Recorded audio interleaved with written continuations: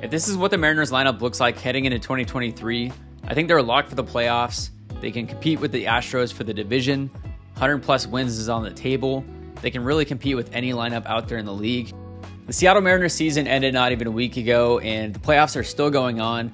But Jerry Dipoto, Justin Hollander, and Scott Service just had their 2022 end-of-year press conference yesterday, and I just couldn't help myself. So today we're going to do the Mariners offseason preview.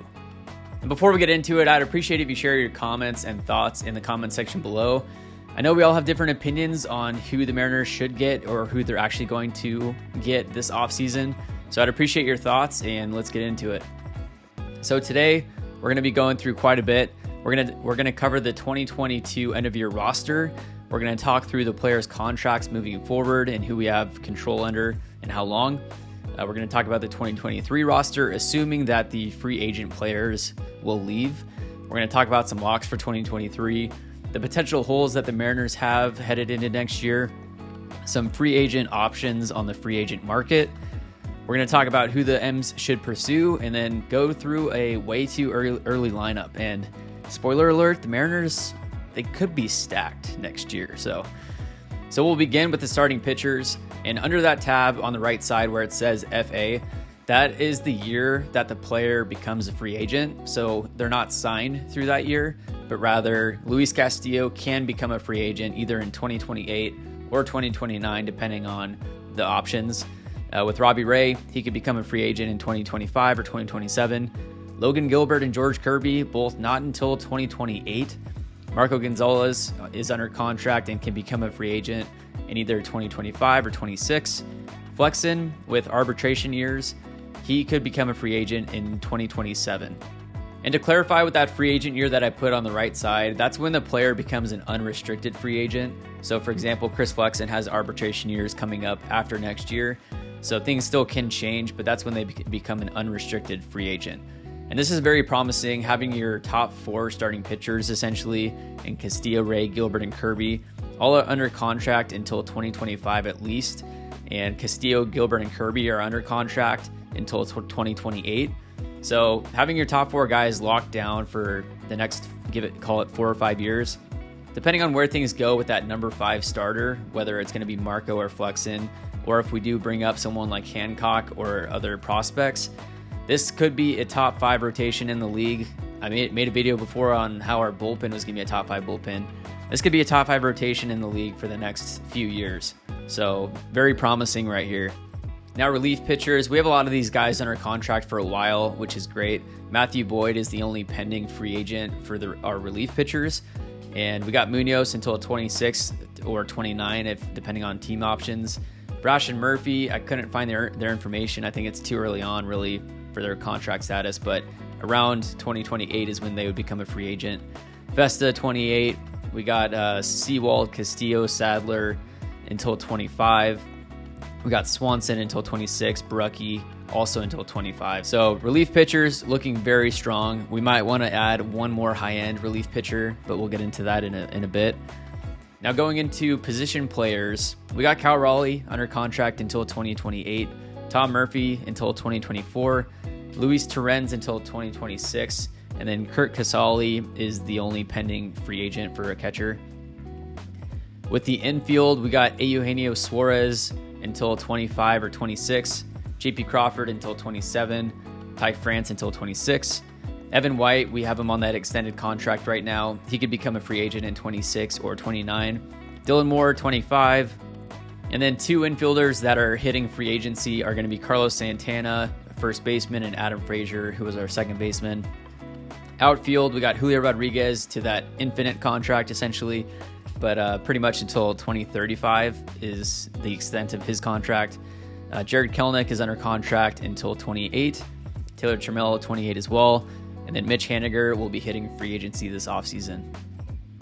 And designated hitter Jesse Winker, he's a free agent in 2024, so after next year. So in total, the free agents that the Mariners have hitting the market are going to be Matt Boyd, Carlos Santana, Kurt Casale, Adam Frazier, and Mitch Haniger.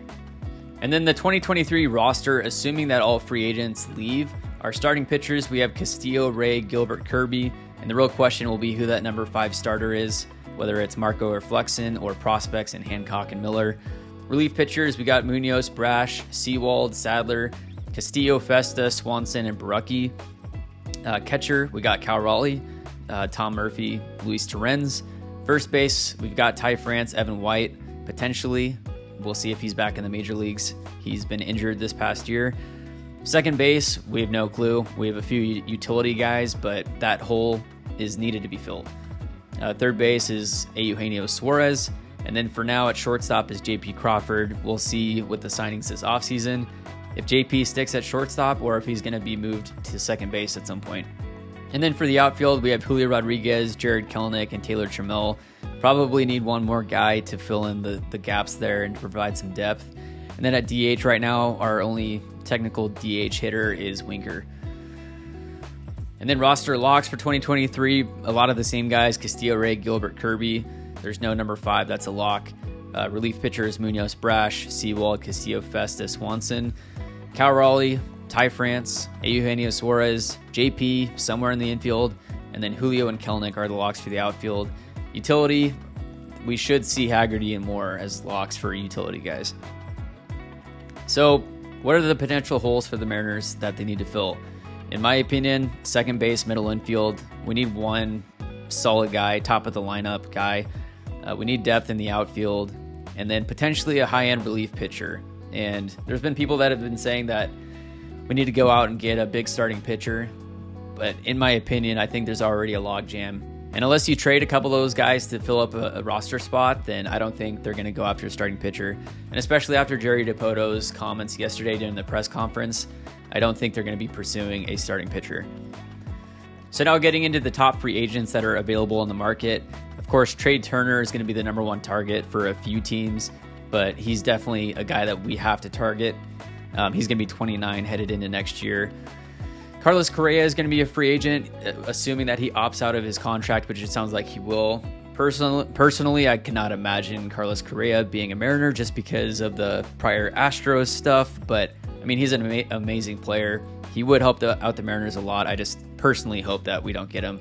Xander Bogaerts is definitely a target, and then Dansby Swanson is also a target. So, in my opinion, we need one of Trey Turner, Xander Bogaerts, or Dansby Swanson this offseason to really call it a win and to bring our lineup to a spot to really contend for the World Series next year. And to clarify, these wins above replacement numbers are covering 2021 and 2022, so it's not just 1 year, but this is covering the last 2 years, and this is through Fangraphs wins above replacement. And the top free agents available that are second basemen are Colton Wong, but there's that club option. They're probably going to pick that up. And then we got Adam Frazier again. So do we sign Adam Frazier to another deal, or do we really throw the bag at one of those shortstops? I think we go after a shortstop.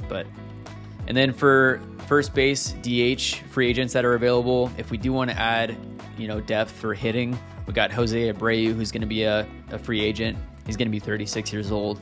Anthony Rizzo can opt out of his contract for next year. Josh Bell is going to be a free agent next year.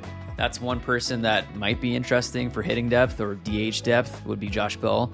And then a couple other free agents that are available that are either a third base or infield option are Joey Wendell and Brandon Drury. And then the top free agents for outfield are, of course, Aaron Judge, number one. He's having an MVP year. I think the Mariners have no shot to get Aaron Judge. But the name that everyone's talking about and who I think that the Mariners are going to get is Brandon Nimmo, who was with the Mets. He was solid. Joey Gallo is also a free agent. I can't imagine him being a Mariner. The swing and miss is ridiculous. Andrew Benintendi and Mitch Haniger are also free agents. We'll see if they come to an agreement with Mitch Haniger, right field / DH for a few years. That might be interesting, but I do hope we go out and get Brandon Nimmo. And then the top free agents available for starting pitcher. There's quite the list of starting pitchers that are solid pitchers that are available this offseason. Again, I don't think the Mariners are going to go after one, but you never know. And then the top free agents available for relief pitcher.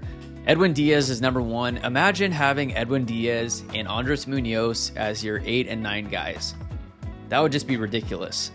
If we can get Edwin Diaz, I think we should go get one more solid relief pitcher. High leverage back of the end, bullpen guy. So we'll see what they do at relief pitcher if they do add any depth there.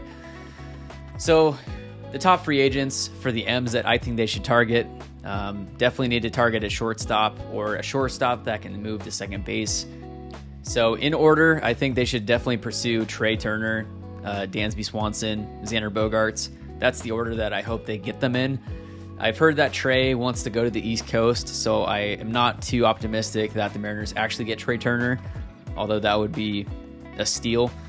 I think the most realistic option for the Mariners is going to be Dansby Swanson, get him to the West Coast. If not him, then Xander would be a great option as well. And then I think the Mariners will target heavily Brandon Nimmo or Andrew Benintendi for that outfield spot. Also for hitting depth, maybe re-sign Haniger to a 1 to 3 year deal. Also hitting depth, Josh Bell would be very interesting on this team. If Jesse Winker doesn't perform as a DH, kind of like this year, you have a Josh Bell that you could plug in there. That'd be a great pickup. And then I think that the Mariners really need to get another high leverage relief pitcher. Ideally Diaz. We'll see about Kimbrel and Jansen. Kimbrel and Jansen are, towards the back end of their career, and we'll see how much longer they last, but any of these names would be solid.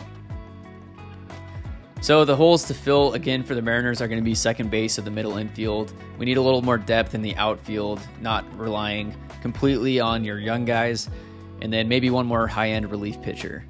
So let's say the Mariners go out and get Brandon Nimmo. They weren't able to get Trey Turner, but instead they did get Dansby Swanson. This is your potential lineup that you're looking at, and this is a true competing lineup for the World Series headed into 2023. You got Brandon Nimmo in left field leading off. You got Dansby Swanson at shortstop or second base, batting second. Julio Rodriguez in the 3 spot this year at center field. Ty France at first base. Cal Raleigh, switch hitter, catcher. He could be hitting cleanup or 5. Eugenio Suarez at third base. You got Jared Kelenic batting to 7th in right field. You got Jesse Winker at the 8th spot as DH. And imagine for a second you have Josh Bell also to interchange in here. If Ty France needs a day off at first base, if you put Bell in at DH, that would be pretty interesting. And then you got JP Crawford batting 9th. If this is what the Mariners lineup looks like heading into 2023, I think they're locked for the playoffs. They can compete with the Astros for the division. 100 plus wins is on the table.